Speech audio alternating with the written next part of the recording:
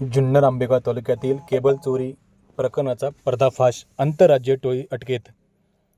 जुन्नर व आंबेगाव तालुक्यातील शेतकऱ्यांच्या कृषीपंपाच्या केबल वायर चोरी करून शेतकऱ्यांना आर्थिक फटका देणाऱ्या आंतरराज्य टोळीचा पुणे ग्रामीण पोलिसांच्या स्थानिक गुन्हे शाखेने पर्दाफाश केला आहे. या कारवाईत मध्य प्रदेशातील 5 आरोपींना अटक करण्यात आली असून सुमारे 150 शेतकऱ्यांच्या केबल वायर जप्त करण्यात आले असे आहे. तसेच केबल चोरीचे 12 गुन्हे उघडकीस करण्यात आले आहे. मागील काही महिन्यापासून जुन्नर व आंबेगाव तालुक्यातील नदीपात्रात परिसरातील शेतकऱ्यांच्या कृषीपंपांच्या केबल चोरीच्या घटना वाढल्या होत्या. उन्हाळ्यात सिंचनासाठी आवश्यक असलेले केबल चोरीमुळे शेतकऱ्यांचे मोठे नुकसान झाले होते. या घटनेचे गांभीर्य लक्षात घेऊन पुणे ग्रामीणचे पोलीस अधीक्षक संदीप सिंह गिल यांनी स्थानिक गुन्हे शाखेला आरोपींना तातडीने जेरबंद करण्याच्या सूचना दिल्या होत्या. स्थानिक गुन्हे शाखेचे वरिष्ठ पोलीस निरीक्षक प्रमोद क्षीरसागर यांच्या मार्गदर्शनाखाली पोलिसांनी विविध घटनास्थळी पाहणी करून तपास सुरू केला.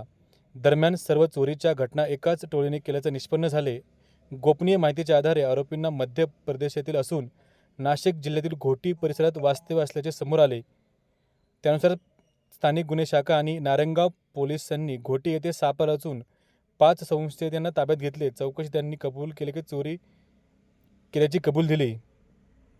अटक आरोपी अरज्जा छत्यसिंग पवार व 19 जिल्हा कटनी मध्य प्रदेश, गगन शशिपाल चव्हाण व अतुल शशिपाल चव्हाण व 21 जिल्हा खंडवा मध्य प्रदेश, तुपसाल सरकर पवार वय 50 जिल्हा कठानी मध्य प्रदेश, सूरज रामसर आदिवासी वय 40 जिल्हा कठानी मध्य प्रदेश यांनी 12 गुन्हे उघड केल्याचे निष्पन्न झाले आहे.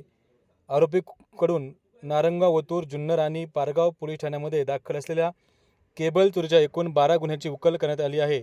सर्व गुन्हे भारतीय न्याय संहिता BNS कलम 302 अंतर्गत दाखल आहेत.